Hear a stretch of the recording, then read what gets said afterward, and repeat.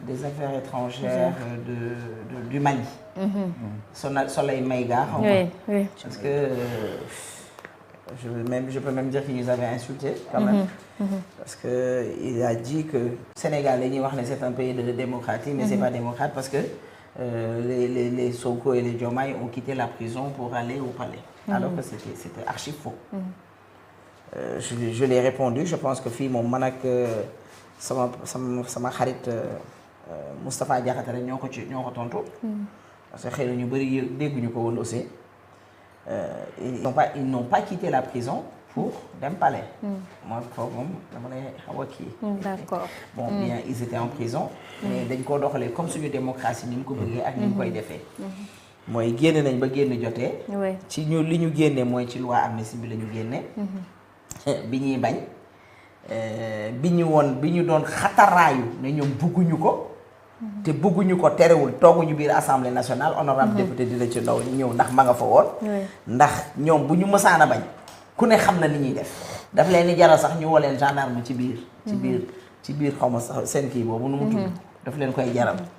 kon te ba pare nag encore une fois je me répète ils avaient 5 jours pour faire recours si je me trompe pas. Ils avaient 5 jours pour def recours. que dinañ leen nangul recours bi que duñ ko nangu mais mënoon nañoo sax dugal recours. di ndigal àdduna comme ni ko mag ñi di waxee. mais defuñu ko. kon démocratie moo leen teg fi ñu nekk. li suñu démocratie bëgg li suñu démocratie nangu. démocratie boobu am Sénégal ñu bëgguñu koo xañ tey. moo leen teg fi ñu nekk. 1 an nag man duma leen wax joyeux anniversaire. ndax ki ngay souhaiter joyeux anniversaire day fekk bu def fi dara. mu def fi lu baax wala mu wax fi lu baax. defuñu fi lu baax waxuñu fi lu baax jëfewuñu fi lu baax. la preuve encore une fois on a vu une lettre man duma ci sori je pense que loolu borom dëj yéen di ngeen ko jooy ndax médias yi ils s'adressent aux médias. mais encore une fois ce sont que des menaces. On a vu un Pastef qui était là depuis des années, depuis 14 ans peut-être, que ñi ngi woon Sénégal di def du n'importe quoi. Depuis 2014. Depuis 2014 di def du n'importe quoi. amaana boobu nag fesuñu woon comme nii ñu fesee tey. li tax ma mën ci wax dama àndoon ak ñoom nag ci élection 2019 bi. Je pense que 2018 on était ensemble. ba dossier Adji Sarr bi di am noonu après ñun ci la ñu bàyyi. li leen jox réew mi nag mœurs légères moo leen jox réew mi histoire mœurs légères def naa noonu la ko tubaab bi di waxee. maanaam ci affaire oyof ceinture oyof sër loolu moo indi ñoom ñu jël réew mi. looloo indi dëkk bu tàkk looloo indi façon wax bu ne. looloo indi du n'importe quoi dans ce Sénégal la mœurs légères waxuñu ku këpp kees. ñu ne peut-être politique la nataal dëkk bi. waxuñu benn député bu ñu war a dindi immunité parlementaire am nañ ne dafa nataal dëkk bi waxuñu koo xam ne. comme dossier yi ñu doon toppee Khalifa Sall wala ñu doon toppee Karim Wade yooyu man je peux comprendre moo tax su may gis ñuy jël di leen boole ak dossier waa Pastef bi man je me dis que les gens ne réfléchissent pas li taal Sénégal waru woon taal Sénégal ba tax ñiy agsi ci réew mi ñu jël réew mi rek ci anam yu yéeme daal amin xaw ma nu ko olof bi di waxee anam yu yéeme la ñu diggoon Sénégalais yi 54% yi respecté wuñ ko xamu ni di nga bañ a ànd ak moom bañ ko voteel waaye nga ne ay la yëwén nga ne kii de pourtant maa ngi wax waaye xam naa ne lii muy wax yëpp dina ko def nag ay la yëwén day am ay la yëwén waaye ay la yëwén ba di ku ko waxoon ni toroxal nañ la d'accord ñi ngi gis benn parti Pastef boo xam ne ils avaient benn livre solution parti Pastef boo xam ne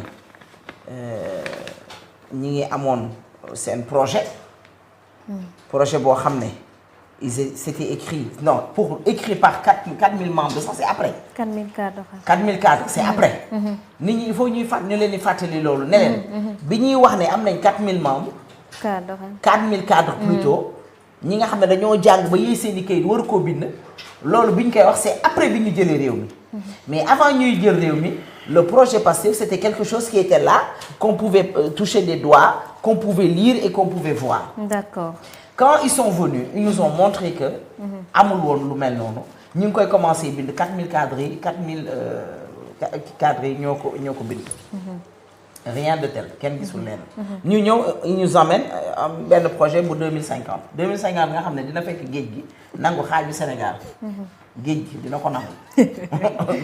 géej gi baadu waaw defe naa géej gi fii ak 2050. dina nangu lu bëree bëri fii ci Sénégal. kon te ñu xëy na ñu ñaan fekkee. te alors que y a des trucs de l'heure là, y a des problèmes de l'heure yi nga xam ne lekk gi naan gi. maanaam dañoo am benn passé boo xam ne daal lañ ñu doon wax. ba ñuy ut réew mi biñ ko jëlee defuñu ko.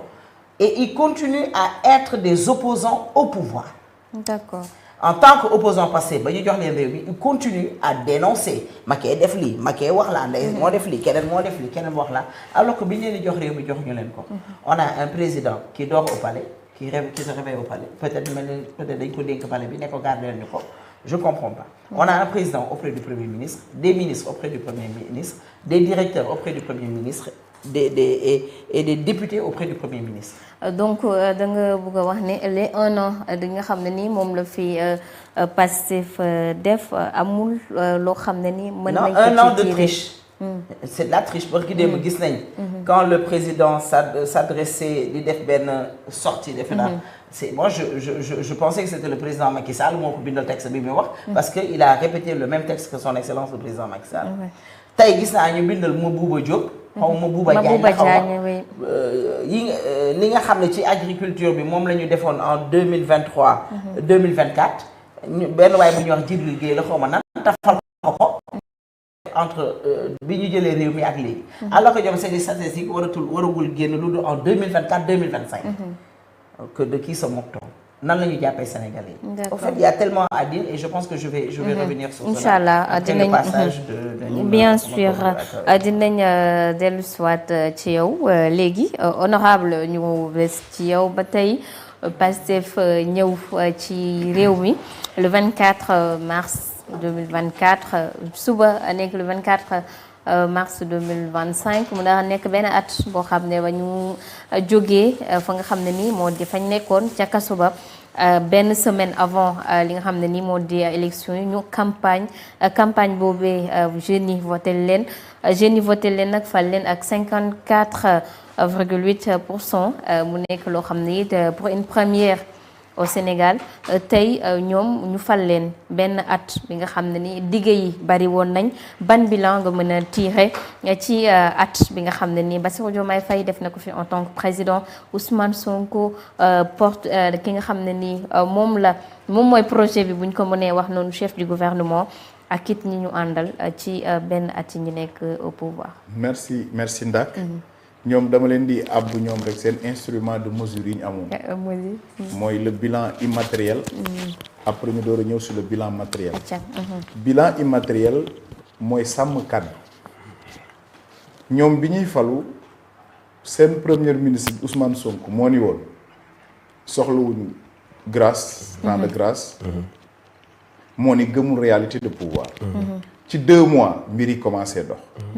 bi nu ñëwee pouvoir. dañoo àndaale woon mbuus mu ñu defoon sëri ci Sénégalais yi. ñu ni leen bu ñu ñëwee fonds commun dafa xaraam dañu koy dàq. duñ ko jël suñu ñëwee dañuy def appel à candidature. loolu la ñu waxoon nit ñi. li ñu waxoon nit ñi bi ñëwee defuñ ci benn. maanaam seen kàddu toxu na. lañ dige woon dara amu ci.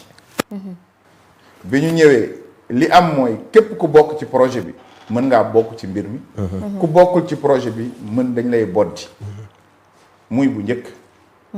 bi ñu ñëwee ñoom itam waxoon nañ ñu ni teg nañ ko ci suuf muy monnaie. waxoon nañ ci mbiru monnaie bi. monnaie bi dindi nañ ci ba mu set génn nañ ci ba set. waxoon nañ ñu itam ni banque mondiale ak FMI dañ koy jàllax ca xaj. barki démboo Njaay dégg nga ñuy voté ci assemblée. loo xam ni day tax ñu nag banque mondiale. kuréelam yi mu yor ci ñuy lebale ñu am ci. sur le plan matériel. ils ont déçu en 1 an. amul lenn lu ñu dige woon ak askan wi une tege. sur le plan matériel nag. su moyee. c'est pas rigolo mais ça montre l'ampleur seenu ñàkk yëngute. statut Lat Dior bañ dem inauguré fële ca Thiès. te sa dégg naa ñi ko defar duñ ay sénégalais. gisuma lenn su dee am na rek ngeen wax ma. parce que en réalité te tellement lu ñu pose première pierre nangam. wala am na leneen nangam lu ñu teg loo xam ne mën nga ko laal bëgg ne lii. ci nguuru Diomaye la lu dul. tëje gu bëri tëj yi moom bëri na. sim seeg saa la ñu jàpp la.